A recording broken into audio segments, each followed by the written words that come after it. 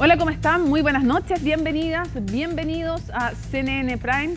Hoy vamos a estar aquí en el estudio de CNN Chile con el ministro del Trabajo recientemente designado, pero además les vamos a mostrar un testimonio muy noticioso de la fiscal regional del Biobío, Marcela Cartagena, a cargo de la investigación de estos 7 pescadores desaparecidos, que contiene varias importantes revelaciones y que en momentos va a estar disponible también en nuestro sitio web. Así que con estos avisos de entrevista y de noticias en curso, pero además en una jornada en que evidentemente que todo el tema del fallo del Tribunal Constitucional y otros de la economía, el tema de Estados Unidos siguen siendo noticia, comenzamos con estos titulares. Cuestionando el fallo del Tribunal Constitucional y asegurando que nadie del gobierno le advirtió de su inhabilidad, la senadora socialista Isabel Allende se despidió del Congreso. En paralelo sigue creciendo la polémica por los dichos de la jefa jurídica de la Sexpress, quien reconoció que sabía de la incompatibilidad de la parlamentaria y de la exministra Maya Fernández. El IPC de marzo fue de 0,5%, según informó el INE. Desde el gobierno indicaron que la cifra se explica por variaciones estacionales de algunos productos y por el peso que aún tiene el incremento de las tarifas eléctricas. El ministro de Hacienda prevé que en los próximos meses se produciría una baja más significativa de la inflación anual. En temas internacionales, la Casa Blanca confirmó que desde mañana se van a aplicar aranceles de un 104% a China. Esto en respuesta a las represalias de Beijing frente a la alza de aranceles de Donald Trump. Según el gobierno norteamericano, están a la espera de una llamada del mandatario chino para negociar. Y en el deporte, Universidad de Chile enfrenta esta noche a Estudiantes de La Plata por la fase de grupos de la Copa Libertadores. El equipo de Gustavo Álvarez presentaría 2 novedades en relación al estreno frente a Botafogo: los ingresos de Israel Poblete y Nicolás Guerra. Todo esto y mucho más, aquí comienza CNN Prime.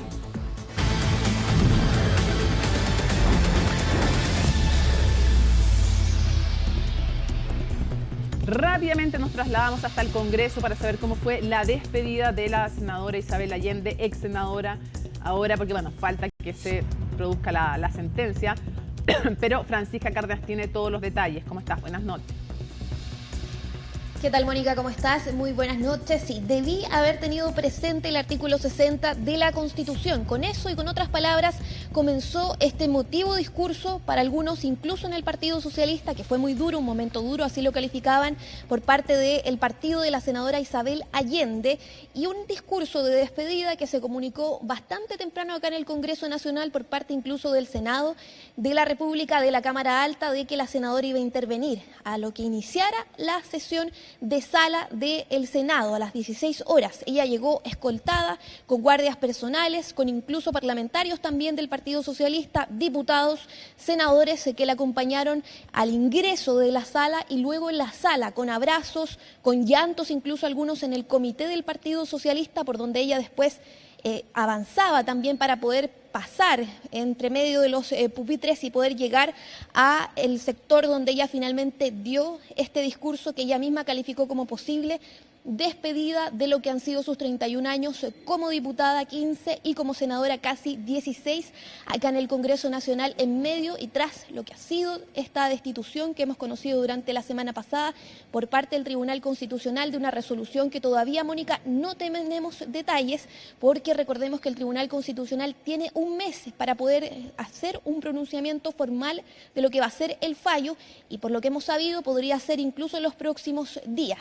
Ella no quiso hablar con los medios de comunicación, fue bastante caótica su entrada, su salida a la sala del Senado, pero realizó un discurso extenso, con lágrimas incluso, despidiéndose de sus 31 años como parlamentaria, destacando su trayectoria política, que fue presidenta del Senado, presidenta de la Cámara de Diputados, pero también con una crítica hacia el gobierno. Ella dice que ningún funcionario, ningún involucrado que se ha cuestionado en los últimos días por lo que fue la fallida compra-venta de la casa de su padre, Salvador Allende, le advirtió finalmente de esta inhabilidad, de esta infracción constitucional, de que ella no podía celebrar contratos con el Estado siendo parlamentaria.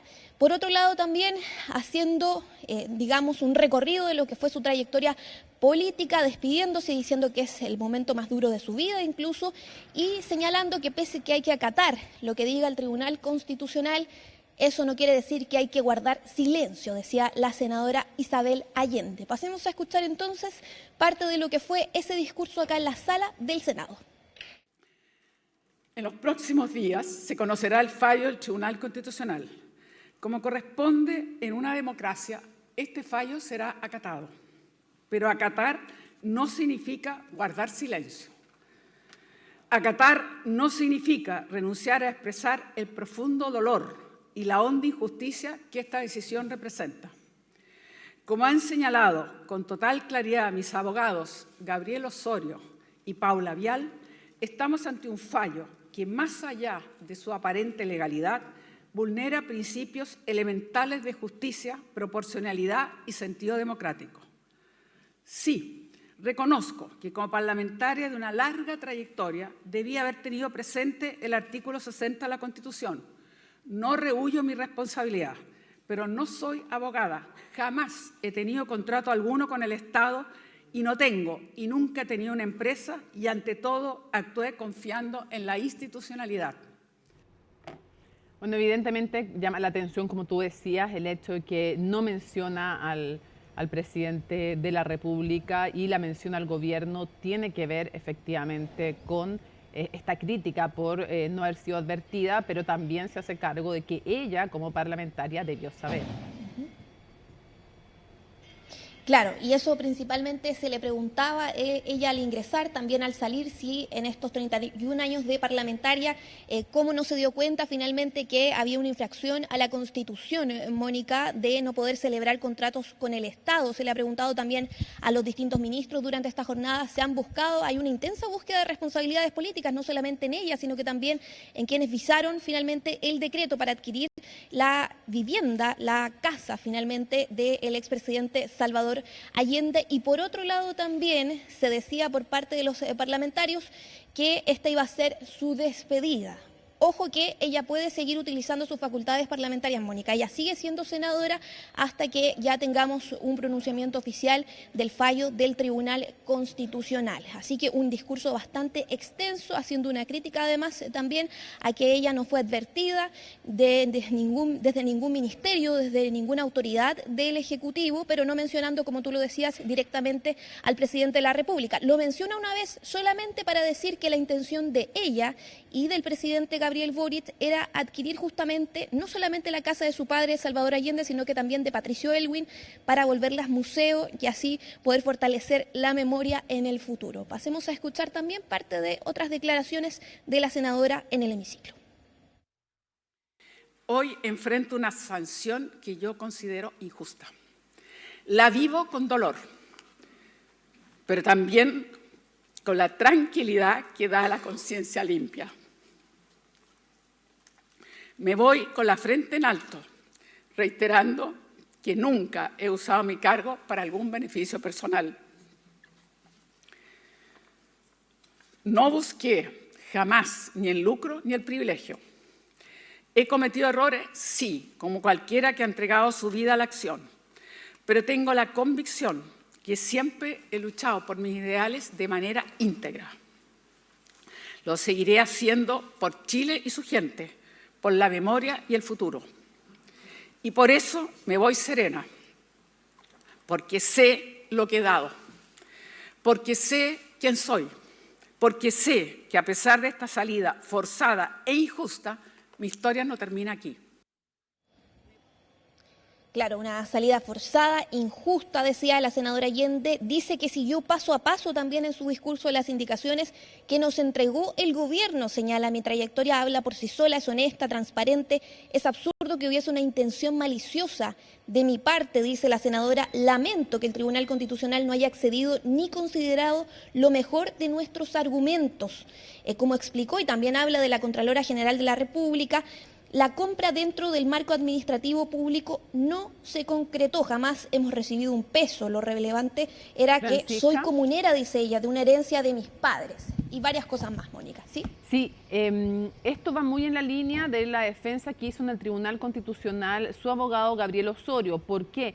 Porque si uno se fija, nunca argumentó que la senadora no supiera de la inhabilidad.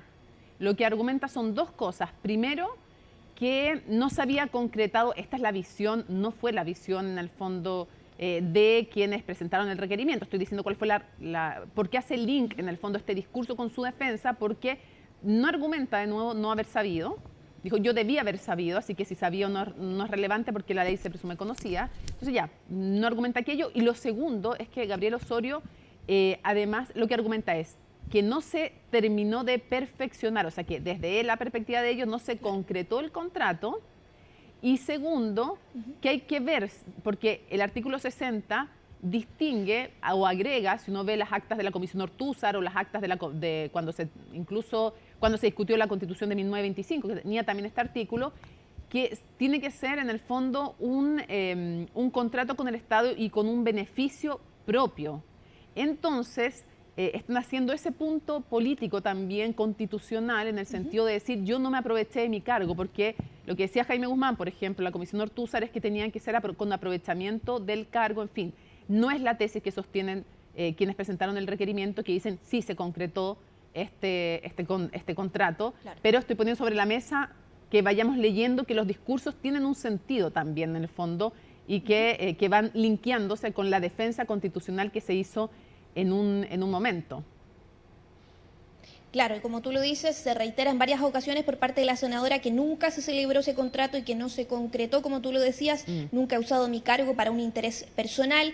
Hace una crítica también al mundo político, dice que la política no puede ser un espectáculo, la senadora, entre otras cosas más. El derecho, dice ella, para ser respetado debe ser razonable, señala la senadora en medio de este discurso de despedida. Como te decía, Mónica, fue bastante emotivo, veíamos incluso al ministro de Vivienda, Carlos Montes, histórico socialista, también otros ministros, el ministro Álvaro Elizalde del Interior, que también es socialista, que acompañaron a la senadora en esta intervención en el Senado y entre otros también secretarios de Estado que estuvieron presentes. Pero en medio de todo este discurso de despedida se han buscado responsabilidades políticas. ¿Qué dice el gobierno? Que ya las hay, y lo fue así con la salida de la ex ministra de Bienes Nacionales, Marcela Sandoval, también con la salida de la ex ministra de Defensa, Maya Fernández, que es nieta del expresidente Salvador Allende, entre otras autoridades que asumieron esa responsabilidad. Y las críticas van directamente, justamente, a lo que ocurrió ayer en la Comisión Especial Investigadora por la jefa jurídica de la SECPRES. Eso lo veremos en unos minutos, pero escuchemos parte de las reacciones, no solamente de ese tema, sino que también de lo que fue la despedida de la senadora por parte de los senadores que la acompañaron. Quiero resaltar de que Isabel Allende en 2, sino en 3 oportunidades de su intervención hizo una autocrítica, ¿ya? Desde la buena fe, pero la asumió. Lo que cabe ahora es que si hay otras personas que tengan que asumir sus responsabilidades también, ¿ya? Vi la declaración de la jefa jurídica, creo que de SECPRES, y la verdad que la declaración es bien fuerte desde el punto de vista de lo que es el rol que tiene que jugar un director jurídico. Lo que pasa es que es claro, ¿no es cierto?, y categórico ella en decir lo que planteó. Ella entendió, ¿no es cierto?, que esto no era un impedimento, se equivocó, lo reconoció hoy día. Ella sí ha asumido una autocrítica que yo reconozco, que no la había hecho hasta aquí, y yo valoro sus palabras del día de hoy de la senadora. Cuando dice que no van a sacar a la señora Moya, que tiene claras vinculaciones con lo que ocurrió con esta crisis, quiere decir que prima más el amiguismo y eso es negativo. El gobierno, un presidente siempre tiene que gobernar con leales, no con incondicionales. Ese es el problema que tiene este gobierno. La política la hacemos las personas, hay sentimientos, hay historias, hay dolores y hay que acompañar hoy día. Los temas con el gobierno se solucionaron, se hablaron con el presidente en el día de ayer. Esto no tiene ninguna reparación posible, digamos, porque no se trata de ningún tipo de conversación pendiente. No, la verdad es que no tiene solución y hay que simplemente acompañar a Isabel Allende ahora. Gracias. Claro, un día complejo principalmente para el Partido Socialista, y lo decía también la presidenta y senadora Paulina Bodanovich de lo que ha sido este discurso de despedida de la senadora Isabel Allende luego de 31 años, decía ella, de servicio público. En torno al fallo, ella por eso no quiso dar declaraciones a los medios de comunicación ni al entrar ni al salir, Mónica. Ella dice que lo va a esperar. Lo que hemos conocido es que ya sabemos que tienen un plazo en el Tribunal Constitucional de 30 días, pero que podría ser durante esta semana, Mónica, que se pueda conocer los detalles de ese fallo. Y también lo que argumentó ella finalmente, por parte de su abogado, en lo que ha sido esta resolución finalmente de destituirla. Como te decía, ella puede seguir haciendo uso de sus facultades parlamentarias hasta que se conozca y se notifique al Senado, a la Secretaría del Senado, se dé cuenta en sala de su destitución, se apruebe y finalmente ya ella queda destituida y queda vacante el cargo de senadora. Sí, dos datitos que reporteando llegaron, y es que, uno, podemos afirmar, sin temor a equivocarnos, que para el equipo jurídico de la senadora Allende fue demoledor el momento en que en Radio Agricultura el presidente de la República dijo que habían errores evidentes, flagrantes, no recuerdo las palabras exactas. En ese momento ellos dijeron: perdimos el caso. Esto fue, no sé, hace harto rato, en esa entrevista con don Pedro Carcuro, ahí el equipo jurídico dijo: perdimos, se acabó, perdimos. Y segundo, gente cercana al equipo jurídico, no el equipo jurídico, y también gente cercana a la senadora, ratifican que en más de una ocasión el abogado Osorio habría planteado a más de un ministro la idea de que se designara en algún cargo o embajada o ejecutivo a la senadora, porque si salía de su cargo, que es la única forma que tiene un parlamentario de salir, cesar en sus funciones, pero por una designación como se ha hecho en otras ocasiones, no iba a ser destituida, porque sabían que iban a perder el caso, que era, no sabían, pero que era lo más probable que perdieran el caso. Así que esos dos datos los ponemos ahí también sobre la mesa, además del reportaje que hizo y que aparece en The Clinic, que va a ser otro tema que se va a abrir, el reportaje que realiza Benjamín Bravo, Nicolás Serpa, Gabriela Pizarro y Nicolás Sepúlveda, tan conocido Nicolás por todo el tema que ha revelado de diversos temas, en que se apunta a contratos de parlamentarios con el Estado. ¿Qué va a pasar con aquellos? Y se abre aquí nuevos temas que podrían analizarse en el Tribunal Constitucional. Claro, justamente eso se le estaba preguntando hace solamente unos minutos atrás acá, Mónica, al presidente del Senado. Vamos a ver qué dice en los próximos días. Muchas gracias, Francisca, por toda la información, como siempre, tan oportuna. Que tengas muy buenas noches. Buenas noches, Mónica.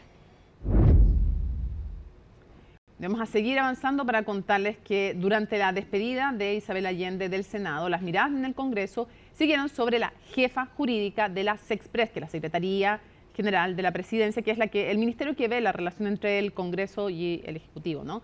Bueno, quien reconoció, Francisca Moya, haber sabido de la inhabilidad de la parlamentaria y de la exministra Maya Fernández, mientras la oposición y el PS emplazaron al gobierno para que Francisca Moya deje su cargo. Algunos diputados no descartaron una acusación constitucional contra el presidente Gabriel Boric, como nos cuenta Colomba Aijols.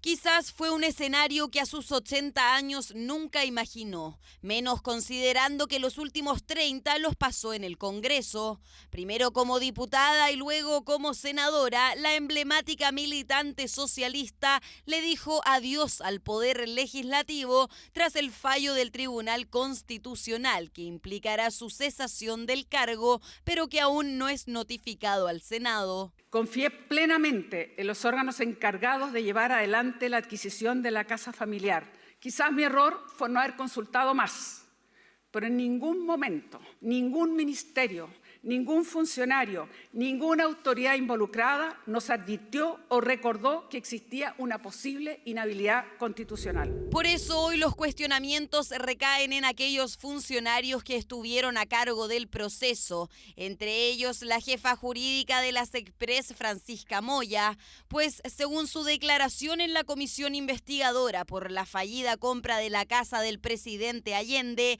ella estaba al tanto de la inhabilidad de la senadora y la entonces ministra Maya Fernández. No obstante conocer la norma constitucional de inhabilidad, no la advirtió al presidente de la República, y con el conflicto que eso le ha provocado al gobierno, me cuesta entender que se mantenga en su cargo. Las declaraciones ante la Comisión Investigadora Especial, la verdad, son muy sorprendentes porque no es lo habitual, no es normal que un profesional deje de decir algo que sabe que es un reproche tan serio como la constitucionalidad de una operación. Un tema ineludible para los ministros que estuvieron presentes este martes en el Congreso, quienes al ser consultados por las declaraciones de Moya salieron en su defensa y reafirmaron la permanencia en el cargo. Una cosa es el conocimiento general de la normativa jurídica, como ella lo planteó en la comisión, y una cosa distinta es el rol que le compete específicamente respecto a este acto, porque como ustedes saben, este es un acto que tiene etapas sucesivas y por tanto la inhabilidad pesa al momento de suscribir la compraventa, cosa que podría haber ocurrido después. Ella no ha renunciado, cuenta con el respaldo del Ejecutivo. Ejecutivo que, según la abanderada presidencial de Chile Vamos, Evelyn Matei, estaba en conocimiento de los efectos que la fallida compraventa podía traer, aludiendo en primer lugar al presidente Gabriel Boric. No había nadie que no supiera, pues. Si no había cómo no saberlo. Sí, ella debió haber avisado, sí. Pero no seamos cara dura. ¿Por qué siempre queremos que el hilo se corte por lo más delgado? Aquí hay mucha responsabilidad y la responsabilidad parte también por el presidente de la República. Contra quien parlamentarios de oposición no descartan presentar una acusación constitucional. La medida que el presidente de la República no tome con la determinación que requiere las decisiones políticas de apartar de su cargo y sancionar, porque ni siquiera se hizo un sumario en SECPRES, a quienes participaron de este acto, nosotros no renunciamos a ninguna herramienta constitucional. Seamos serios, con todo respeto. El decreto firmado por el presidente de la República es legal, es constitucional. El anuncio siquiera de una acusación de esa naturaleza implica una desviación respecto de este instrumento establecido en nuestra Constitución. Es como decir, si una autoridad no hace lo que yo quiero, entonces lo acuso constitucionalmente.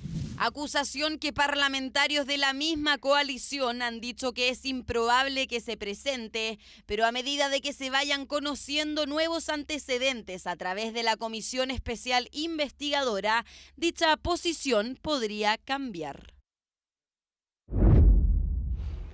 Las exportaciones chilenas ya están pagando los aranceles de 10% al ingresar a Estados Unidos, aunque los productores coinciden en que esto tendrá efectos negativos en todos los sectores. Algunos estarían en mejor posición que otros, como nos cuenta Pilar Gutiérrez.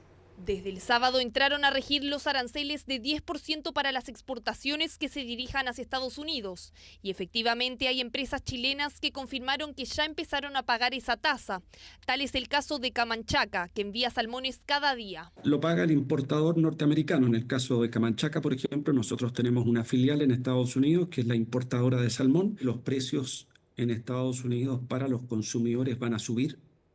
Probablemente también algo van a bajar para aquellos que venden en Estados Unidos. En el caso nuestro, como Camanchaca, que vendemos en Estados Unidos, probablemente va a haber una afectación del precio nuestro hacia abajo. Otro producto que pesa en la canasta exportadora a Estados Unidos son los agroalimentos y las frutas, como la uva, que es el tercer mayor envío chileno allá. A pesar del impacto negativo de los aranceles, quienes trabajan en las exportaciones de ese rubro ven que el sector podría estar en mejor posición que otras exportaciones. Los alimentos están sujetos a reglas distintas, de partida a las condiciones agroclimáticas.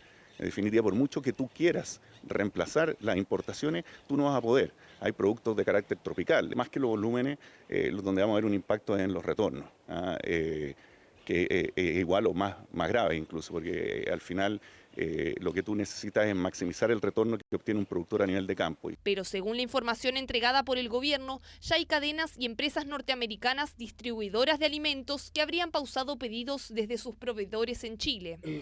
Gremio de la industria alimentaria que explicaba de que varias de las cadenas importantes que nos compran alimentos a Chile, como Walmart, ha puesto una pausa a la espera de que ojalá se disipen nubarrones en aquella materia. Incertidumbre que sigue muy latente y creciendo. Estados Unidos confirmó que desde el miércoles aplicará aranceles de 104% a China.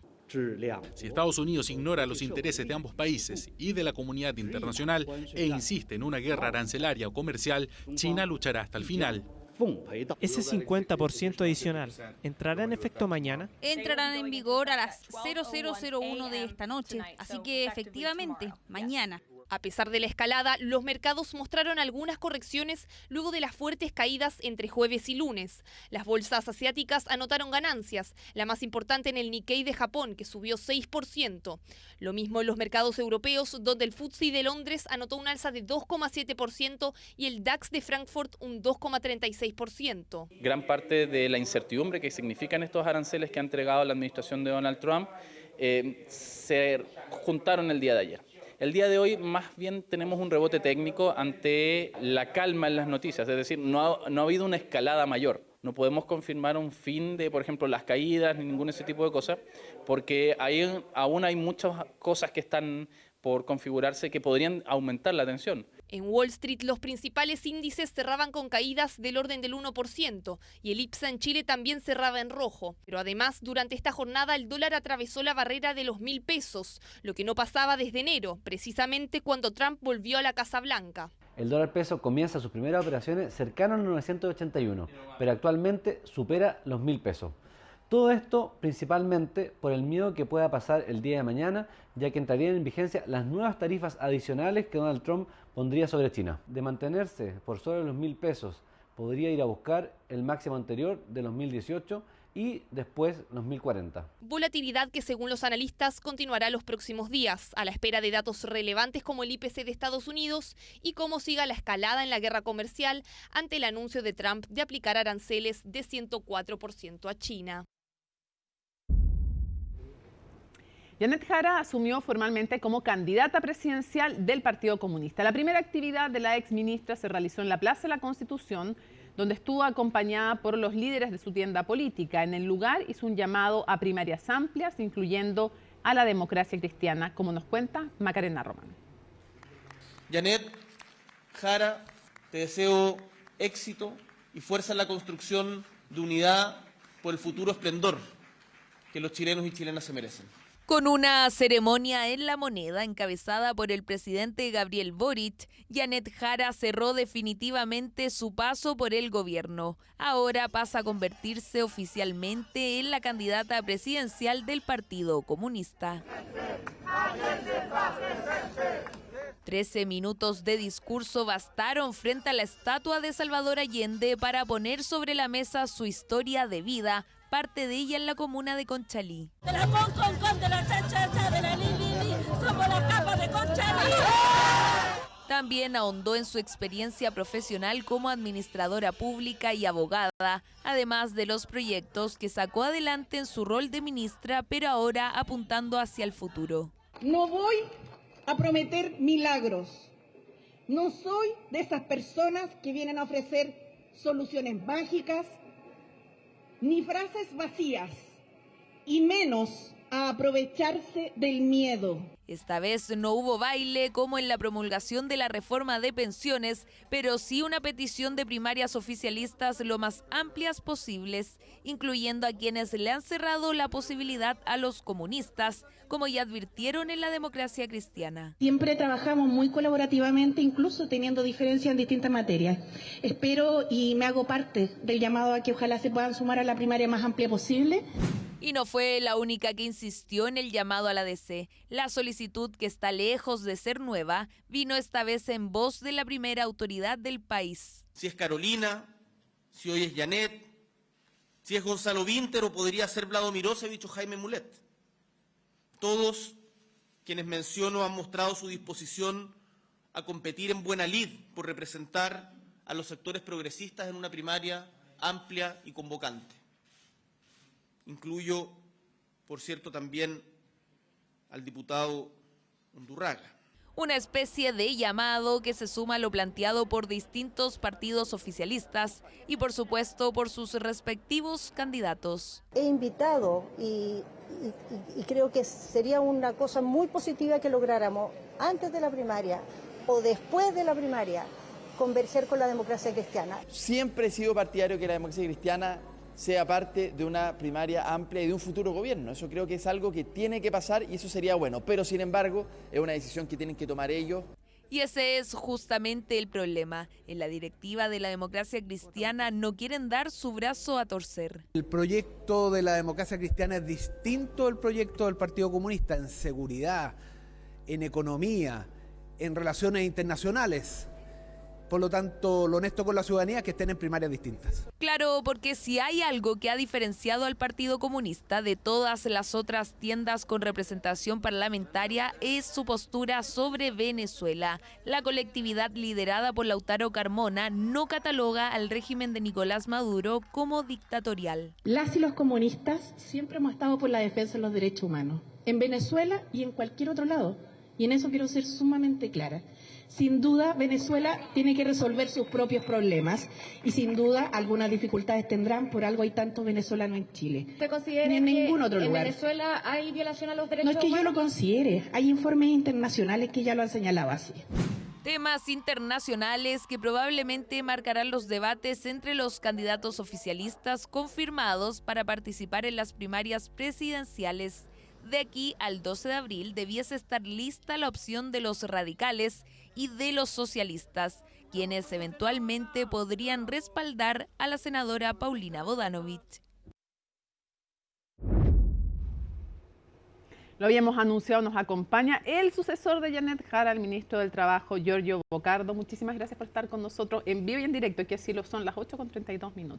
Hola Mónica, ¿cómo estás? Muy bien, muy bien. Muchas gracias por la invitación. Ya le voy a preguntar por su predecesora, con la que usted me contaba fuera de pantalla que trabajaron muy bien, pero lo primero, ya le dijo, y ya lo sabemos todos, estamos notificados por parte del presidente de la República, que sus prioridades son obviamente toda la implementación de la reforma de pensiones, que ya es un temazo, lo hemos conversado en varias ocasiones aquí y lo conversamos antes con Janet Jara, las brechas y dificultades económicas en el pago a las mujeres versus hombres, proyectos a la cuna y preocupación por el empleo. Entonces, ya que hemos escuchado harto el tema pensiones, quisiera llevarlo al tema de la sala de cunas y preguntarle directamente por lo que básicamente es la piedra de tope y es el encarecimiento de contratación producto de este aporte 0,2% de cotización para financiar para todos, para trabajadores y trabajadoras, una sala de cuna. ¿Es posible solucionar esto, postergarlo, para zanjar lo que es una de las principales piedras de tope? A ver, creo que Sala Cuna son de esos proyectos que deberían convocar transversalmente a todos los sectores políticos, por productividad, por empleo, por el castigo que sufren fundamentalmente las mujeres por justamente quedar o excluidas del mercado laboral producto de razones de cuidado, por un tema de justicia social, por autonomía económica de las mujeres, por lo tanto es algo que debiera convocar transversalmente. Y como ministerio tenemos experiencia habiendo empujado proyectos complejos y si bien Sala Cuna ya lleva un tiempo discutiéndose, creemos que se dan ciertas condiciones que nos permiten hoy día estar más optimistas, porque además es un proyecto que, como lo han dicho expertos, Andrea Repeto y otros economistas de la plaza, que podría reducir 6 hasta 8 puntos la brecha salarial que hoy día existe entre hombres y mujeres. Y aumentar la participación en el mercado laboral de las mujeres, porque lamentablemente en un país machista nos toca a nosotros más el cuidado de los niños. No es como debiera ser, pero es como es, digámoslo. Hay un dato, Mónica, que es brutal. De los alrededor de 6 millones de personas que están fuera de la fuerza de trabajo, ni los que salen a buscar trabajo, sino los que están fuera, alrededor de 1,3 millones de mujeres no sale a buscar trabajo por razones de cuidados. Sí. Y queda absolutamente fuera de una oportunidad de incluso tener un empleo remunerado. No, sí, lo que pierde el país es enorme. Pero yo le pregunto en concreto para que podamos ir avanzando también a otros temas. Tenemos que preguntarle. ¿Es posible, primero, dejar precisado que los privados quedan dentro si la intención de ustedes no es dejarlos fuera? ¿Es posible que se precise eso? Mira, primero, 3 principios que tiene que tener este proyecto. Eliminar el famoso 20 mujeres por empresa para acceder al derecho, que se cotice tanto por hombres o por mujeres y que tanto hombres como mujeres accedan al derecho. Eso es fundamental. Dicho eso, a partir de una serie ya de reformas laborales que hemos impulsado, desde el mundo empresarial hay una preocupación legítima de aumentar otra carga de cotizaciones.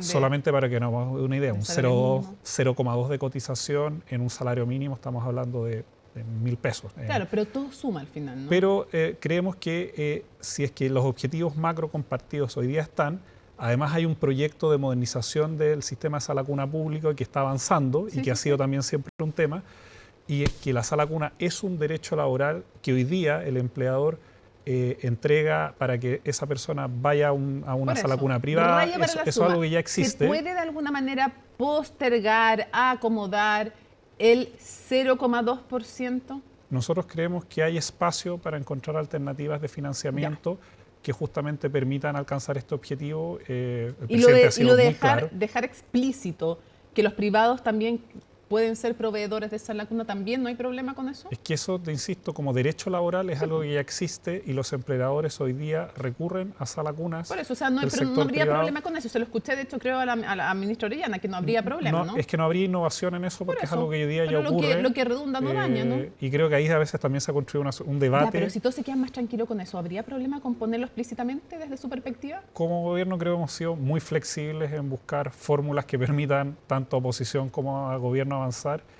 Y esperaría que eso no sea una piedra de toque. Creo que ahí no deberíamos tener una piedra de toque en ese sentido. Ministro, ¿hay temor de que las medidas que está tomando Donald Trump puedan afectar de manera importante el empleo en Chile? A ver, primero, y eso lo planteó el ministro Marcel, hay una perspectiva de mediano plazo que hay que ver, más allá de toda la volatilidad que hemos visto en estos últimos días en los mercados en general.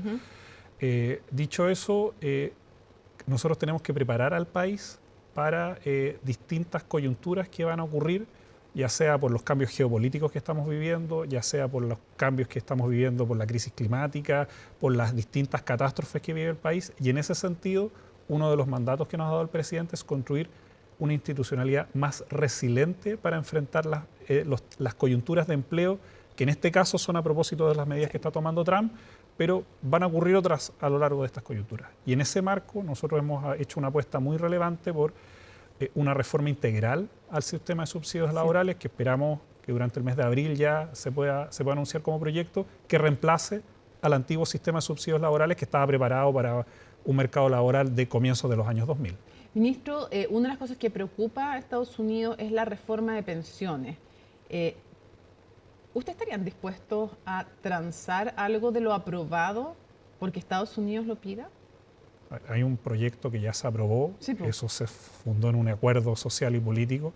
El objetivo de los sistemas de pensiones es pagar pensiones y de buenas pensiones y por lo tanto la implementación que hagamos del sistema está asociada a lo que la ley hoy día nos manda. ¿No se va a echar pie atrás para que la gente en sus casas esté tranquila con eso? No. Creemos que es muy relevante transmitirle a la ciudadanía que eso ya está. Las expectativas de alzas de pensiones que planteamos, sobre todo para mujeres, están y nuestra responsabilidad hoy día es que la implementación de la reforma cumpla esos objetivos.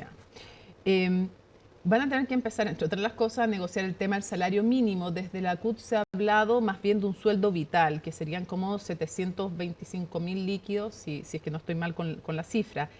Quiero preguntarle si usted cree que hay espacio para un sueldo vital de 725.000 pesos en esta coyuntura económica. Dos elementos importantes. Primero, este gobierno hizo un esfuerzo sistemático y cumplió su promesa de programa de llegar a un sueldo mínimo superior a los 500.000 pesos.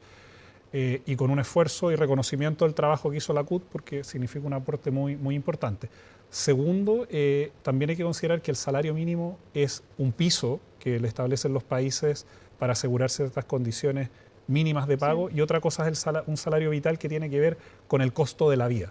Y también algo que es bien relevante, porque nosotros en este momento tenemos una comisión en el Ministerio con la CPC, con la CUT y el Ministerio para establecer algunos criterios técnico-políticos que orienten las discusiones de salario mínimo en los próximos años, asociados justamente a ciertos parámetros del costo de la vida. Nosotros hasta el momento conocemos algunas declaraciones que han hecho dirigentes de la CUT. Nos gustaría que en el momento que se inicien las negociaciones conocer cuál va a ser la propuesta concreta de ellos para iniciarlo, y en función de eso evaluaremos cuáles son los espacios que hoy día hay, entendiendo la coyuntura económica.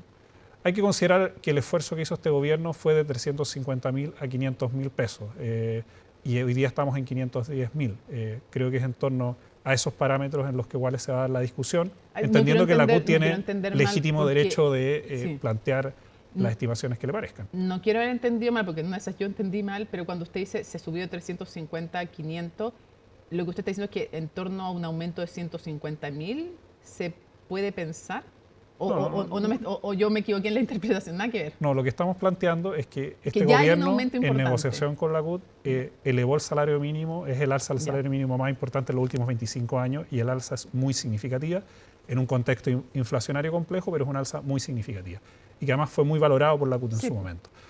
En ese contexto, hoy día la situación económica es más delicada, sobre todo a propósito de la discusión con los cambios que está haciendo Estados Unidos en toda la política geopolítica global, y en ese marco, ese es el marco de responsabilidad con el cual vamos a enfrentar la discusión con la CUT. Ministro, ¿hay posición ya oficial del gobierno respecto al tema de Viernes Santo?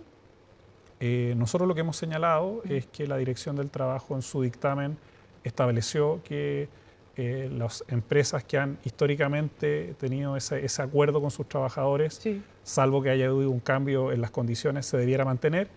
Y para nosotros el norte hoy día que orienta la posición del Estado es el dictamen que llevó adelante la Dirección del Trabajo al respecto. Igual invitaron a las empresas a conversar de esto y las grandes empresas no llegaron. No nos parece que vaya en el espíritu de diálogo que se ha promovido. De hecho, también la Iglesia Católica tenía una posición al respecto. Les hubiera gustado, obviamente, que asistieran a esta convocatoria que hizo la exministra. Por supuesto, nosotros en ese sentido hemos tenido voluntad de diálogo para discutir el conjunto de los temas, y obviamente cuando un sector se resta, creemos que no van en el espíritu de los acuerdos que además el país nos está pidiendo. Ahora, una cosa es lo que ustedes consideren como dictamen de la Dirección del Trabajo. Usted dice, nosotros adherimos a esto. A los que ya dieron este beneficio el Ministerio del Trabajo, a través de su dirección, ya habló respecto a lo que... Pero otra cosa es el proyecto de ley. ¿Ustedes como gobierno respaldan el proyecto de ley que pretende declarar el Viernes Santo como irrenunciable? De momento nuestra posición es respaldar el dictamen que ha llevado adelante la Dirección del Trabajo, y esa es la posición un proyecto de ley. Creemos que el dictamen de la Dirección del Trabajo aborda el problema y lo resuelve en la línea que al menos creemos que es relevante para los trabajadores y lo que ha sido la tradición histórica de este país en relación al Viernes Santo. Negociación ramal, ¿se ingresa este año? Como hoy día lo señaló el presidente, hemos sido muy claros que la prioridad va a ser sala cuna y la implementación de la reforma de pensiones. Ramal es un compromiso que como gobierno hemos asumido y lo ha señalado el presidente, pero él es quien define los tiempos políticos en los cuales no un proyecto como está decidido esto todavía si ingresa. entra este año. Es el presidente el que tiene que señalar cuál es el momento de priorización de un proyecto que ha sido parte tanto de nuestro programa como de los compromisos que hemos acordado con la CUT. Si tuviera mayoría parlamentaria como ministro del Trabajo, ¿usted le gustaría eliminar las AFP? A ver, lo que nosotros señalamos, y fue parte del proyecto original que presentó el gobierno, es que nos parecía relevante que hubiera una separación importante de la industria, con un componente también importante de participación de un ente estatal, y en ese marco ingresamos un proyecto que finalmente refleja el acuerdo. Pero la pregunta es otra, porque su propio, me imagino que su candidato presidencial, Gonzalo Vinter, el candidato presidencial del Frente Amplio, nos decía, si tuviéramos la mayoría parlamentaria, por supuesto que nos gustaría un día eliminar las AFP. Mi mandato hoy día es implementar la reforma de pensiones, y son los gobiernos y las mayorías parlamentarias que triunfen en el 2026 las que van a tener que plantearse ese dilema, entendiendo que son objetivos que nosotros hemos planteado en nuestro programa y también lo dijimos al momento de aprobación de la reforma de pensiones. ¿Cómo le cayó que José Piñera, el creador de las AFP, celebrara una reforma como la que ustedes llevaron adelante y dijera que consagraba, que afirmaba, que ratificaba la capitalización individual? Para un gobierno que prometió adherir y que adhirió al no más AFP, que prometía eliminar las AFP de cajón, sé que no tenían los votos, pero que esa era la aspiración, ¿es una derrota ideológica que el creador de las AFP esté celebrando y diciendo que se afianzó el sistema de capitalización individual? Yo creo que lo que a nosotros nos conforta en este momento es que podemos mirar al país, sobre todo a esa profesora que cotizó 30 años, que su jubilación va a incrementarse en 120.000, 140.000 pesos. Creo que eso es un triunfo relevante que va a ser fruto de la solidaridad. No, porque en la medida que tú incorporas ciertos pisos de solidaridad, ciertos avances que permiten ir regulando la industria, abre ciertas posibilidades de participación de un ente público en algunos, te permite ir avanzando. Evidentemente que cuando no tienes mayorías parlamentarias tienes que priorizar, en este caso como gobierno priorizamos el alza de pensiones, y vamos a tener que convencer en los próximos gobiernos que la solidaridad es una de las vías más relevantes para, no solamente para subir pensiones, sino que para enfrentar toda la situación demográfica que está viviendo el mundo y que probablemente va a requerir de nuevas reformas. Yo más bien creo, eso sí, que más allá de lo que planteó, o sea, creo que José Piñera debería preguntarse por qué el sistema que él diseñó entregó pensiones de miseria y finalmente hizo que una gran mayoría de la población, después de una vida de trabajo, cayera bajo la línea de la pobreza. Mercedes-Benz no tenía benzina. Eso me parece que es algo que a mí me preocuparía y creo que esta reforma va en la dirección opuesta a lo que finalmente su modelo produjo, no ideológicamente, sino que en la vida concreta y material de nuestros papás, de nuestras mamás, de nuestros abuelos. Y creo que eso nos debería llamar más bien a la conmoción. Vamos al ámbito más político, ministro. ¿Cuál es su evaluación de Evelyn Matei como ministra del Trabajo? ¿Cómo lo hizo Evelyn Matei como ministra del Trabajo? Porque ella dijo, yo participé, cuando hizo la ironía al presidente, le devolvió con ironía y dijo, yo participé en la creación de 1 millón de empleos. ¿Cuál es su evaluación política de cómo lo hizo Evelyn Matei como ministra del Trabajo? Mira, a mi juicio creo que fue en un gobierno en que los derechos laborales, tanto individuales como colectivos, y la seguridad social no avanzaron en términos sustantivos. Siempre la discusión sobre creación de empleos muchas veces está condicionada por medidas que lleva adelante el gobierno, los ciclos económicos, ciertas coyunturas internacionales, y por lo tanto creo que si bien ese es un objetivo relevante y habría que desmenuzar la composición de esos empleos, cuánto era informalidad, cuánto era subempleo y cuántos son empleos calificados, creo que si uno mira al global, creo que más bien fueron avances discretos. Una ministra con avances discretos sería. Y si uno lo ve en perspectiva de lo que ha sido avance en este gobierno con minorías en ambas cámaras, creo que también permite evaluar de manera positiva lo que se ha hecho en este gobierno. ¿Usted cree que es mejor el balance que el del otro gobierno? Sí, sin duda. Ayer Nicolás Cataldo, ministro de Educación, cuando le preguntaron, oiga, pero ¿es su candidata Janet Jara? Dijo como, obvio, soy militante del Partido Comunista. Ella, para las primarias le estaban preguntando, obviamente. Dijo, sí, así como para el militante PPD, su candidata es Carolina Toá, o sea, como miró con cara de como, obvio. Y por tanto, yo me imagino que evidentemente su candidato para las primarias es Gonzalo Winter, no todos tienen que saber que usted es militante del Frente Amplio. Bueno, yo soy militante del Frente Amplio, soy además miembro del Comité Central. Además. Comité Central que votó unánimemente por la candidatura de Gonzalo. Por lo tanto, me parece que es razonable que un militante del Frente Amplio adhiera al candidato del Frente Amplio en una primaria donde concurre todo el oficialismo. Es como medio obvio, dice usted. Yo creo que la respuesta está un poco autocontenida en la pregunta. Evidentemente, como militante del Frente Amplio y habiendo participado del Comité Central y habiendo votado a favor de esa decisión, es la candidatura que hoy día me representa. Entonces, como que uno podría pensar que el presidente Boric, su candidato es Winter. El presidente Boric lo ha planteado, su candidato es Chile, como dijo hoy. Sí, pero eso suena bien, pero digamos, tiene que a votar por Chile en la papeleta si va a las primarias.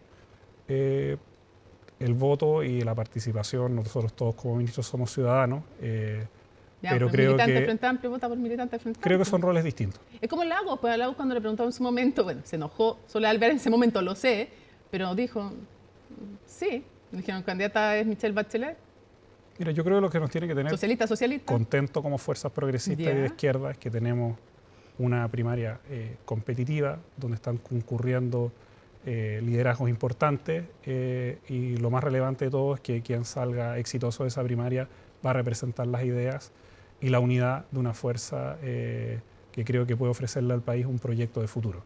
Y creo que eso finalmente es lo relevante. Como decía Jaime Quintana, ¿usted cree que el Partido Comunista tiene techo? Creo que... Techo más bajo, decía él, en comparación con otras fuerzas del llamado progresismo. Creo que el Partido Comunista ha sido parte esencial de las luchas populares y de la clase trabajadora de este país. Creo que representa muchos de esos anhelos de cambio y es un componente esencial de las fuerzas progresistas. Y creo que juega un rol relevante también y lo ha jugado en el rol de gobierno. Me di cuenta que me chuteó el córner que no me contestó si tenía techo o no. es que creo que cuando uno ve la bancada parlamentaria que tiene, cómo ha concurrido en las para ideas... una candidatura presidencial, ojo, estoy pensando, por si tal vez no aclaré eso, para una candidatura presidencial, a eso me refería. Creo que tanto el Partido Comunista, el Frente Amplio y los distintos partidos de la coalición han defendido ideas, programas, reformas que hoy día le cambian la vida a la ciudadanía, y creo que esas ideas están concurriendo en las distintas candidaturas que hoy día confluyen en la primaria. Segundo, tiraba el córner, pero en fin, para ir cerrando lo quiero llevar un poco atrás, bien atrás en realidad. Y quiero preguntarle porque usted fue un dirigente, compañero de ruta, fue presidente de la FECH también. Presidente de la FECH, sí. Fue presidente de la FECH, acompañó al presidente Boric, en fin, y también trabajó en Nodo 21, así es, un centro de pensamiento. Y en la época del estallido, usted dijo: no volveremos a una paz social como antes del 18 de octubre, no hay vuelta atrás. Y también fue bien crítico del Frente Amplio, dice, le faltó audacia para ponerse al servicio de las protestas. Habló de la necesidad de radicalizar a través de mayor, no habló de violencia ni nada de eso, cuando habla de radicalizar decía que hubieran instancias vinculantes permanentemente entre la gente y los dirigentes, entonces radicalizar en ese sentido el proceso constituyente. Y también dijo, por ejemplo, el orden público se soluciona primero con reformas sociales, luego con herramientas del ordenamiento jurídico. Yo le quiero preguntar, ¿cuánto ha cambiado? Siempre dicen que otra cosa es con guitarra. ¿Cuánto ha cambiado desde, no le voy a decir desde el presidente de la FECH, pero desde la época del estallido hasta llegar al gobierno, llegar al Ministerio del Trabajo y tener que tomar una reforma tan compleja como la previsional, tener que negociar, no se me ocurre una en que haya que negociar más que la previsional, me refiero. Entonces, ¿cuánto ha cambiado su forma de pensar si se han modificado cosas de las que usted sostenía en su momento? Como por ejemplo que nunca iba a volver la paz social. A ver, creo que algo... Una paz social como antes del 18 de octubre. O sea, a mí me parece que es evidente, pero uno lo podría profundizar, que la situación que existía en Chile hasta el 2019 y posterior al estallido es un cambio significativo en cómo estaba configurado la política, la valoración que había de los éxitos y retrocesos del país, la mirada que había sobre la justicia social.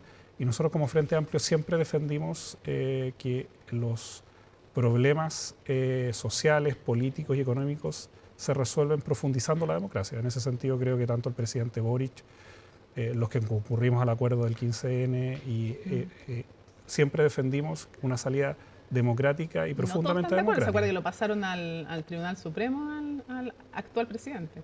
Por firmar ese acuerdo. Pero al menos creo que los que defendimos en ese momento que era una decisión correcta, tenía que ver justamente con eso. Y es algo que si tú hoy día ves nuestra práctica en el Ministerio del Trabajo y Previsión Social, nos ha tocado negociar, hemos tenido que ser flexibles. ¿Ha cambiado en algo lo que usted pensaba? Por ejemplo, cuando decía primero tienen que haber, el orden público se soluciona primero con reformas sociales y luego con las herramientas del ordenamiento jurídico. O cuando hablaba del afán punitivo. ¿Ha cambiado en algo su percepción de lo que pensaba en ese entonces ahora?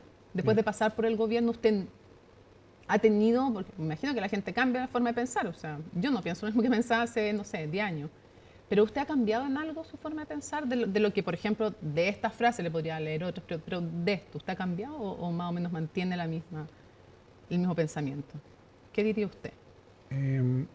Mira, yo algo que hemos ido como experimentando prácticamente a partir del Ministerio es que efectivamente procesar institucionalmente la conflictividad social es un valor en la democracia. El problema no es si hay o no conflictividad, el problema es tú cómo procesas institucionalmente la conflictividad en la política. Y creo que esa práctica que nosotros hemos ido profundizando en el Ministerio a través del diálogo social trae resultados. De hecho, hemos logrado mayorías sociales en el mundo empresarial y de trabajadores y hemos logrado que esas mayorías se expresen en el Congreso. Y creo aunque requieran más tiempo todos estos procesos, tal vez antes había más impaciencia o más valoración de la rapidez versus la gradualidad. Por supuesto que uno cuando tiene que impulsar cambios y es el responsable de ellos, tiene que enfrentarse a las condiciones que le tocan en esos contextos.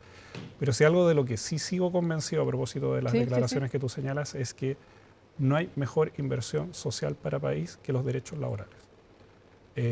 Siempre se discute sobre los costos, sobre si eso va a afectar el empleo, va a afectar a las pymes. Todos esos son argumentos razonables.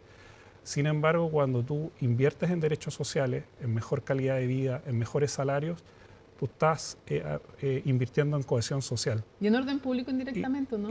Y cuando tú efectivamente empujas ese tipo de reformas, finalmente tienes un país más cohesionado, que valora más la democracia, que valora más la política. Más social, quise decir, más que orden público. Y en ese sentido, pero en esa capacidad que tenemos los actores de la sociedad de procesar las diferencias que son legítimas en cualquier democracia y finalmente construir una posición que sea representativa de los intereses que son múltiples. Se nos acaba el tiempo, pero solo quería preguntarle si usted tiene hoy día una valoración menos crítica de los famosos 30 años de los que tenía en aquella época. Creo que cada generación, cada gobierno tiene sus complejidades. Uno no desconoce lo que implicaba gobernar en momentos de que se estaba recién finalizando una dictadura con senadores designados, con los mismos jerarcas que violaron sistemáticamente derechos humanos que se encontraran en las mismas instituciones de las Fuerzas Armadas, y por lo tanto uno entiende y con el tiempo valora el esfuerzo que una generación hizo en la recuperación de la democracia. O sea, había una revalorización de esa etapa. Pero sí tenemos diferencias importantes en ciertas orientaciones que se tuvo del modelo económico, del valor de la mercantilización de derechos sociales, de decisiones que probablemente se hubieran tomado de manera distinta, y creo que esa crítica es legítima. O sea, te diría que ahí siguen estando las principales diferencias probablemente de estos dos grupos. Pero creo que es un valor en esta alianza de gobierno que esas diferencias se hayan logrado discutir, colocar objetivos comunes, y finalmente eso es lo que vale en términos de cómo las distintas fuerzas políticas avanzan en esos objetivos de cambio para la ciudadanía. Ministro, muchísimas gracias por haber venido a conversar de la contingencia, pero también con un poco más de horizonte y repasar también, porque cada vez mientras más nos acercamos al final del gobierno, uno va repasando más también para atrás lo que se ha hecho y lo que se ha vivido. Muchas gracias, ministro. Así es. Muchas gracias, Mónica, por la invitación. Buenas noches. Gracias. Bueno, y la defensa del ex subsecretario del Interior, Manuel Monsalve, cambió su estrategia legal presentando un recurso de amparo para intentar obtener la libertad del imputado por violación y abuso sexual. El cuestionamiento de la resolución fue dictado por la jueza del séptimo juzgado de garantía de Santiago, Carla Capello, que podría llegar a ser resuelto por la Corte Suprema, como nos cuenta en su nota Miguel Ángel Araya. Un radical golpe al timón dio la defensa del ex subsecretario del Interior, Manuel Monsalve, luego de que cambiara sustancialmente su estrategia en el proceso judicial que lo mantiene privado de libertad en el anexo penitenciario Capitán Llaver. Se trata de un recurso de amparo elaborado por el abogado defensor público de Monsalve, Víctor Providel, dirigido a la Corte de Apelaciones de Santiago, optando por un camino alternativo al común de los casos, que habría sido un recurso de apelación en el que se impugnara la resolución que determinó que continuará en prisión preventiva. Si bien en el amparo se solicita que se decrete la libertad del imputado por violación y abuso sexual, tal como también podría haber sido la tónica en un recurso de apelación, la acción judicial tendría un trasfondo aún mayor, según el análisis de expertos, que la causa sea vista y conocida por la Corte Suprema. La estrategia de presentar un recurso de amparo evidentemente lo que finalmente busca es poder llegar a la Corte Suprema, pues la Corte Suprema revisa mediante el recurso de apelación de un recurso de amparo, y por lo tanto finalmente se obtiene que sea la Corte Suprema la que se pronuncie respecto a la medida cautelar, en este caso del imputado Manuel Monsalve. Yo creo que acá, si bien se interpuso una acción constitucional de amparo, lo cierto es que lo que hay detrás es un recurso de apelación encubierto. Lo que se está buscando es que el debate de la medida cautelar de prisión preventiva en contra del ex subsecretario Manuel Monsalve sea finalmente zanjado por la Corte Suprema. Eso es lo que se busca. Según el escrito ingresado al Tribunal de Alzada capitalino, la resolución de la jueza del séptimo juzgado de garantía de Santiago, Carla Capello, carece del fundamento mínimo exigido, sin fundamentar suficientemente y en detalle las razones dirigidas al imputado para que éste comprenda su privación de la libertad, a la vez que aseguran no hubo pronunciamiento alguno sobre algunos puntos relevantes que dicen relación con la necesidad de cautela, según alega la defensa de Monsalve. Sin embargo, en opinión de varios abogados de la plaza, la resolución de la magistrada Capello no contaría con los vicios reclamados por el equipo defensor del ex jefe civil de las policías. La acción constitucional de amparo interpuesta por la defensa del ex subsecretario Monsalve argumenta que la jueza de garantía, al mantener la prisión preventiva en su resolución no cumple con los estándares mínimos de motivación y fundamentación que deben tener todas las resoluciones judiciales. Argumenta que es esta misma falta de fundamentación la que no les permite recurrir de apelación y que los motiva a tener que interponer este recurso de amparo. Pero tiene que, insisto, ser una resolución muy infundada y dictada además en términos muy gruesos, con una sola denunciación de antecedentes y sin entrar a revisar el mérito de por qué se estima necesaria la medida cautelar como para que sea acogido un amparo en este caso.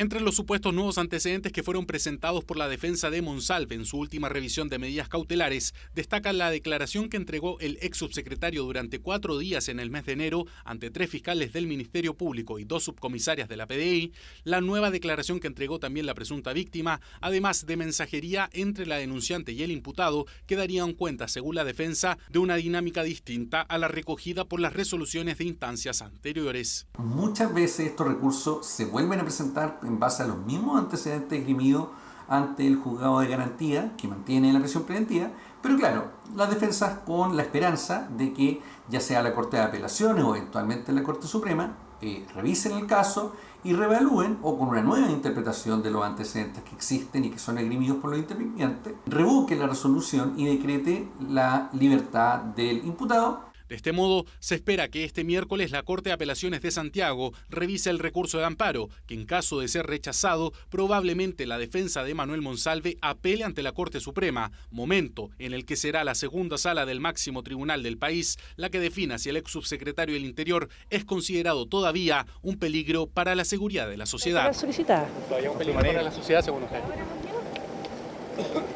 Según todo Chile, yo creo. ¿Cómo está su representado? Bueno, hace instantes y en conversación con CNN Prime, la fiscal regional del Biobío, Marcela Cartagena, conversó por primera vez sobre el caso que le ha encargado como fiscal regional el fiscal nacional Ángel Valencia, que por la complejidad, por la conmoción, decidió designar una fiscal regional. Esta es la primera entrevista que da sobre este tema. Nos reveló más antecedentes sobre el accidente de la embarcación Bruma en Coronel y que mantiene, recordemos, a 7 pescadores artesanales desaparecidos desde el pasado 30 de marzo. Afirmó, en algo que no conocíamos hasta ahora, como una confirmación que el choque es la hipótesis más probable que se maneja. Escuchemos. Fiscal, la única hipótesis que se maneja es la del choque, que esta embarcación más pequeña, Bruma, donde iban los 7 pescadores desaparecidos, haya sido chocada, ¿o hay más hipótesis sobre la mesa? Yo le diría que esa es la hipótesis que se maneja. Lo que todavía no está totalmente determinado es cómo, con qué otro barco específico, hay sospechas, hay indicios, pero eso es lo que se está investigando. Que haya sido impactada por otro es una cuestión que es difícil de hoy día descartarla, o decir que puede haber pasado otra cosa. Creo que es imposible. Bueno, junto con ello, se presume que el barco industrial Cobra pudo haber sido... A ver, lo que nos dijo la fiscal, para ser muy precisa, es que hay testimonios de tripulantes del barco Cobra que tienen la calidad de imputados y que escucharon, lo confirma la fiscal, estos testimonios iniciales que hay que corroborar, que escucharon haber chocado con algo. Y dentro de los primeros testimonios, quienes iban en el Cobra sintieron efectivamente, es lo que yo entiendo, que ellos sintieron un impacto. No se sabe si corresponde a Bruma o no, pero que ellos sintieron haber impactado con algo. Hay algún antecedente sobre eso, pero yo le pediría que me excuse. Voy a ser cauta con esa información porque es una información delicada, entonces hay que tratarla como corresponde, porque es una información entregada primariamente a un fiscal marítimo que no tiene por qué cumplir con los requisitos que debe cumplir un fiscal. Con los estándares. Exacto. Entonces, por eso yo soy cauta ahí. Somos cautos con esa información. O sea, tendríamos que dejarlo por ahora hasta que no se avance en que hay algunos indicios iniciales, iniciales de que sintieron un impacto, pero no sabemos a qué corresponde. Pero hay que avanzar a un estadio que nos permita hablar de precedentes o antecedentes como más concretos. Ya, la entrevista ya está disponible en YouTube. En algunos momentos van a poder revisarla en nuestro sitio web, se los vamos a avisar. Ahí está, lo pueden ver en YouTube, está la entrevista completa a la fiscal regional Marcela Cartagena. Otra de las cosas relevantes que dice es que se han periciado barcos de Blumar, otros barcos aparte del Cobra, ojo, y también de otras empresas, esto no se sabía, también de otras empresas.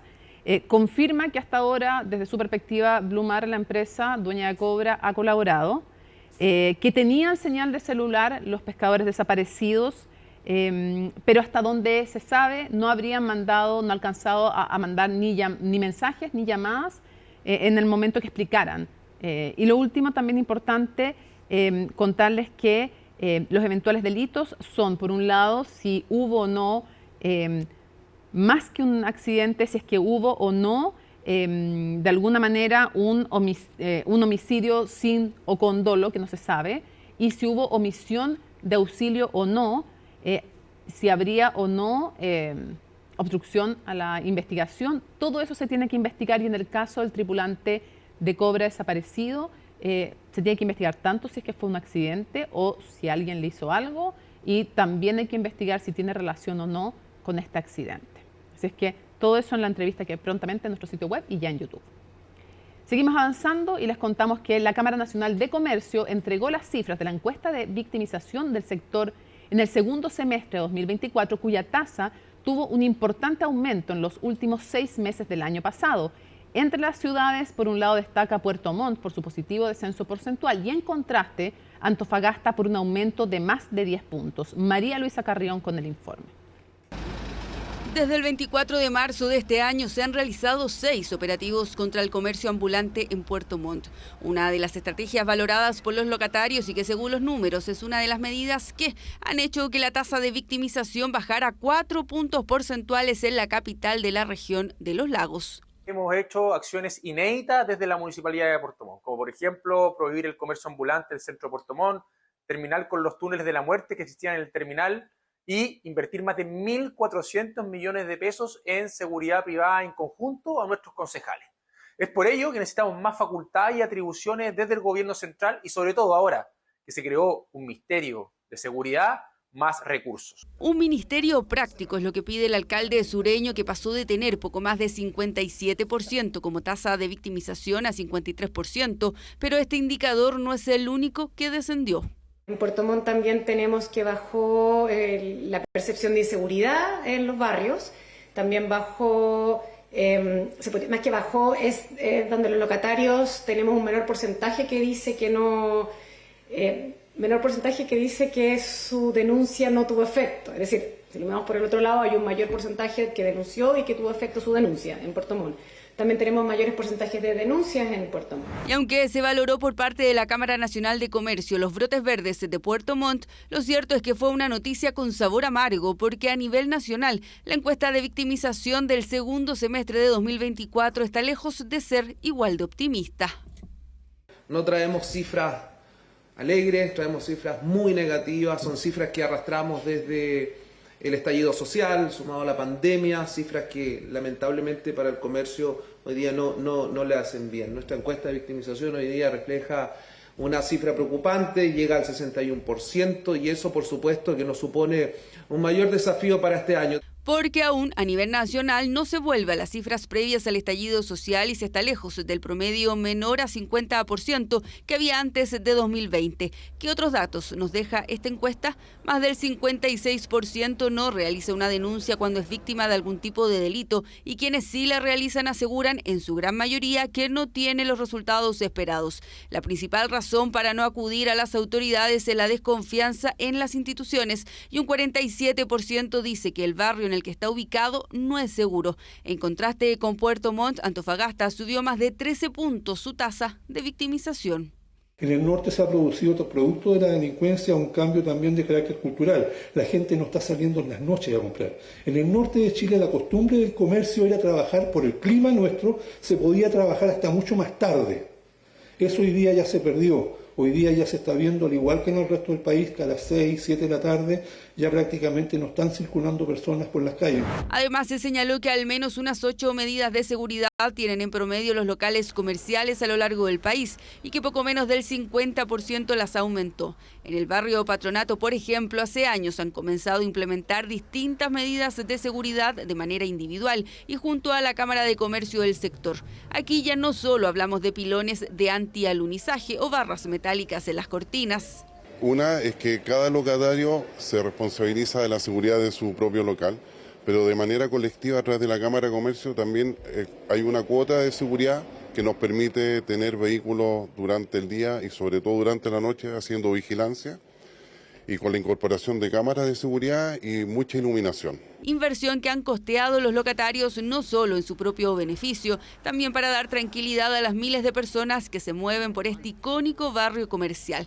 Si volvemos a las cifras de victimización, un 54% de los encuestados indicó que tiene gastos fijos mensuales en seguridad, los que varían según el tamaño de la empresa. Percepción de inseguridad que no logra reducirse para comerciantes, dueños de restaurantes u hoteles, incluso más. Algunos indican que como gremio tienen una sensación de abandono más allá de los números.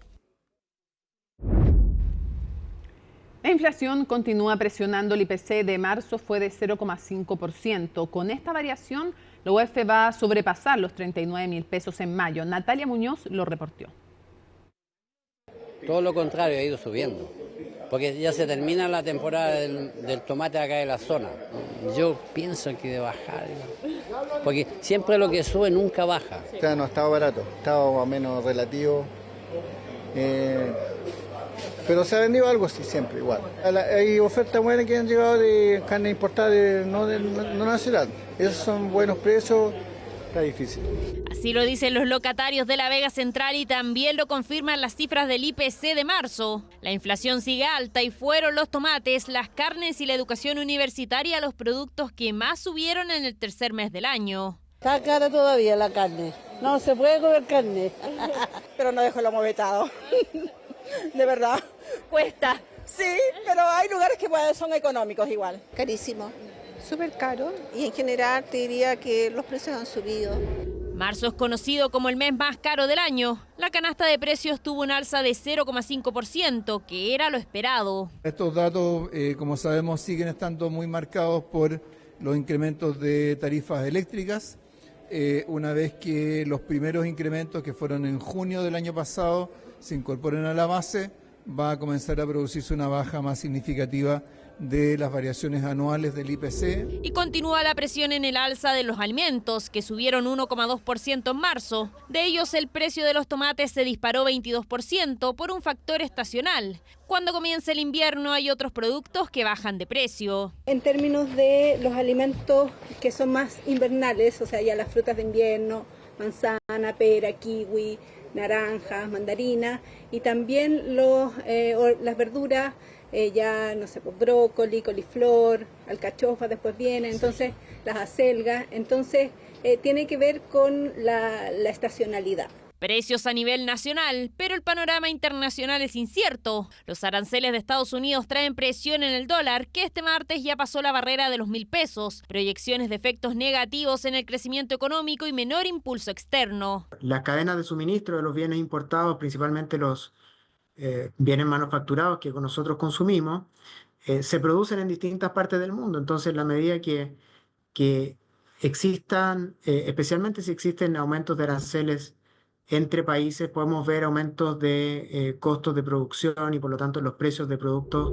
No lo tenía del todo contemplado el Banco Central. Recordemos que en el primer informe de política monetaria del año aseguraron que la inflación de este 2025 terminaría en 3,8%. Si revisamos cómo se ha comportado la inflación, vemos cómo las presiones del incremento de las tarifas eléctricas mantienen más cerca del 5% el alza acumulada en 12 meses. Expertos ya adelantan que en la próxima reunión el ente emisor debería evaluar un recorte de la tasa, que no estaba previsto. A mí me parece que al menos el Consejo debiera considerar la opción de un nuevo recorte, más bien, en la próxima decisión de política monetaria. e ir evaluando en función de la información que se tenga si es que es necesario hacer ese recorte o no. Que las turbulencias, la guerra comercial, ¿no es cierto?, que hoy día estamos enfrentando, va a llevar a que el crecimiento de la economía sea más bajo. Y por lo tanto, es probable que, relativo a lo que esperábamos hace algunas semanas atrás, la convergencia hacia el 3% va a ser más rápida, digamos. Y por lo tanto, nosotros estamos viendo que el Banco Central va a tener espacio para tener, digamos, una baja de tasas algo más acelerada. Antes de los aranceles, el Banco Central llamaba a la cautela, con un solo recorte o máximo 2 durante el segundo semestre, escenario que podría cambiar, como también la volatilidad de precios por la guerra comercial. 9:16, estamos junto a Alicia Contreras, la editora del área internacional de CNN Chile, para revisar las noticias del mundo. ¿Cómo estás? Bien, ¿y tú, Mónica? Muy bien.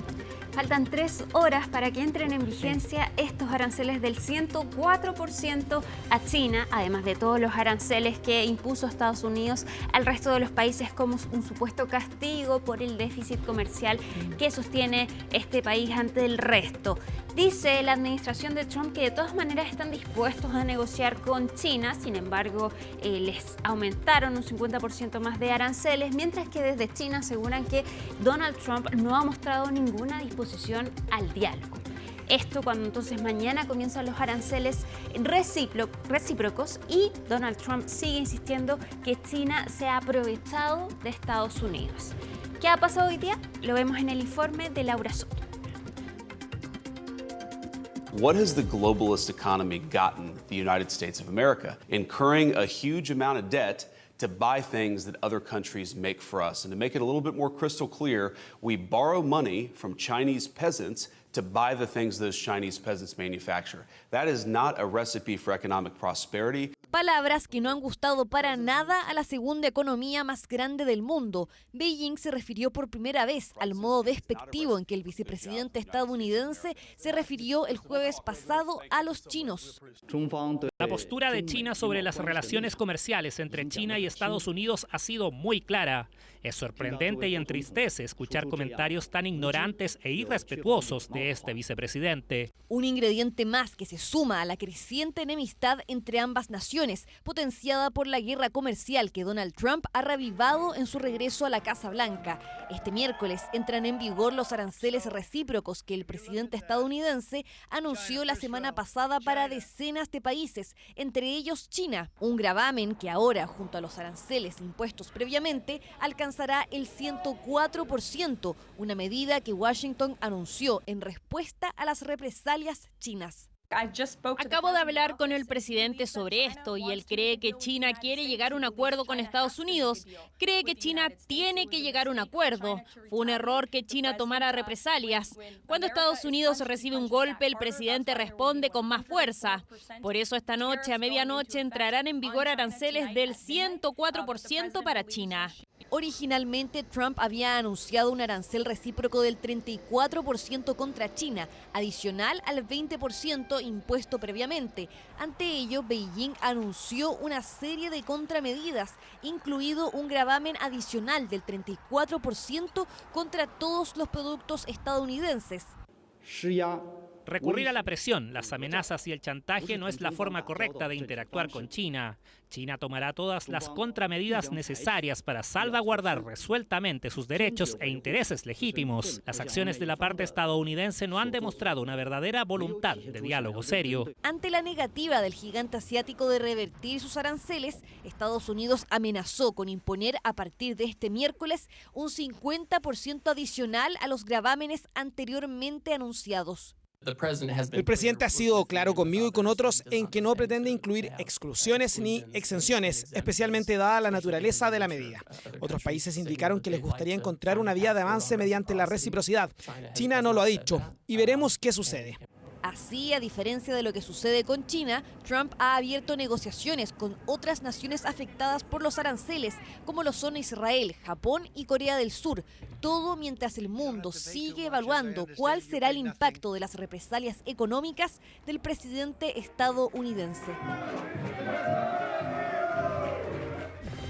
Si bien mañana comienzan los aranceles recíprocos de Estados Unidos, de todas maneras, la administración de Trump asegura que hay más de 70 países que están dispuestos a negociar estos aranceles, que Japón va a ir, también Corea del Sur, y que son tantos que, según palabras de Trump, que no pueden recibirlos a todos y que de todas maneras ya comenzaron estos aranceles. Pero igual esa incertidumbre es lo que afecta a las bolsas de comercio al no saber si es que van o no van estos aranceles. No, que el mundo se quedó sin reglas de comercio internacional a partir de Trump. De todas maneras. Y el orden internacional, además, en general, sufrió un tremendo remesón. Te iba a decir que cuando Israel, por ejemplo, ya está intentando negociar, o sea, no se salvaron ni los aliados más cercanos, y que hay ya críticas dentro del Partido Republicano que se hacen públicas, como los senadores Paul o no sé, hay varios que ya están hablando públicamente, cosa que antes no se veía. Exacto, el mismo Elon Musk también ha criticado las tarifas.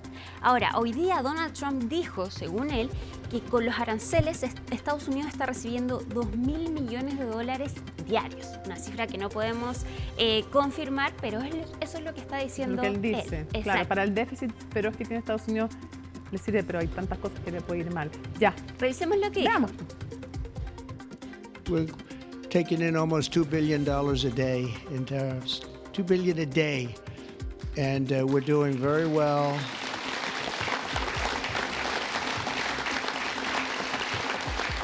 And we're doing very well in making, I call them tailored deals, not off the rack. These are tailored, highly tailored deals. Right now, Japan is flying here to make a deal. South Korea is flying here to make a deal, and others are flying here. Y Mónica, vamos a terminar con este ambiente, este video de lo que ocurrió en República Dominicana. Esta discoteca colapsó el techo justo en medio de un concierto de merengue. Ya van 79 muertos y centenares de heridos en este colapso de esta discoteca Jet Set. Según las autoridades, los heridos y fallecidos van entre los 26 y los 64 años y ya se confirmó también la muerte de quien estaba cantando a esa hora, Ruby Pérez.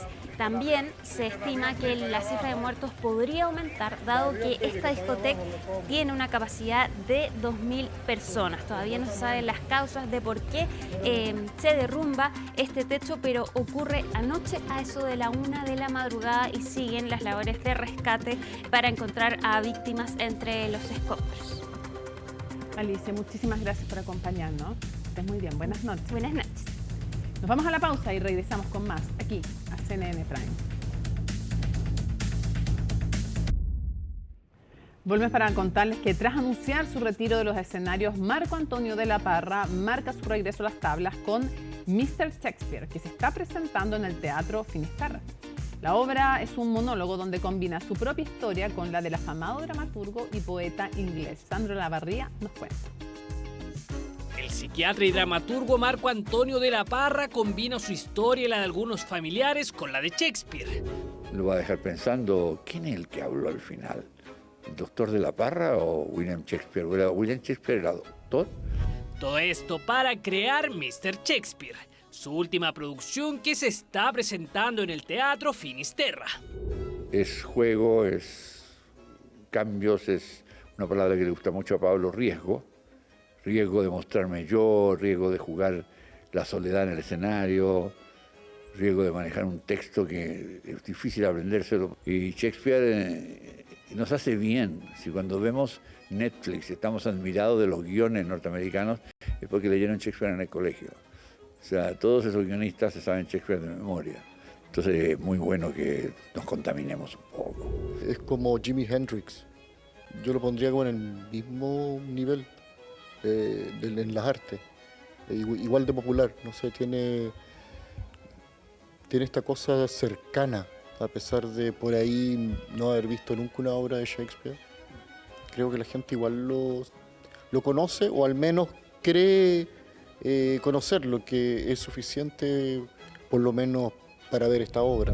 El montaje es un monólogo en el que el protagonista conversa con la audiencia sobre la vigencia del arte y el desgaste emocional, reflexionando sobre la contradicción de crear una carrera buscando el éxito y terminar atrapado en la eternidad de su propia obra. Con la muerte hemos tenido una serie de conversaciones que son parte de esta obra a lo largo de estos años, desde la pandemia que me enfermé y estuve hospitalizado con el COVID, después otra enfermedad a la columna, las cosas que empiezan a pasar con la edad y con la vejez, digamos, lo dice el personaje, la enfermedad, la edad, que no cede.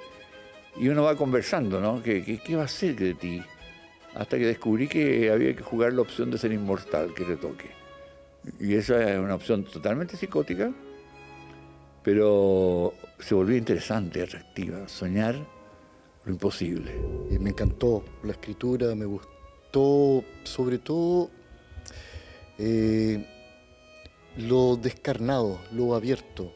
Es de una valentía bastante notable.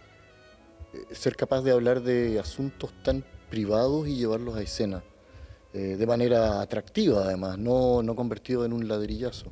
La producción es el regreso a los escenarios de Marco Antonio, quien había anunciado su retiro de las tablas. Yo no tengo el mismo cuerpo que tuve, digamos. Y el escenario te hace algo muy extraño, te devuelve el cuerpo.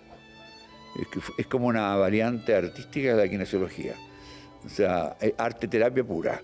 Va a llegar de pronto un momento en que sencillamente me voy a quedar trabado subiendo la escalera del escenario y ahí sí, tal vez ahí diga no. Pero mientras tanto aprovechemos. Mr. Shakespeare se continuará exhibiendo viernes, sábados y domingos hasta este 13 de abril. Termina CNN Prime, pero es martes, así es que es momento de Futuro 360. Lo dejamos en la compañía de Paloma Ávila, imperdible, como cada martes. Martes 8 de abril, así estuvo nuestro país y el mundo. Somos CNN Chile. Buenas noches.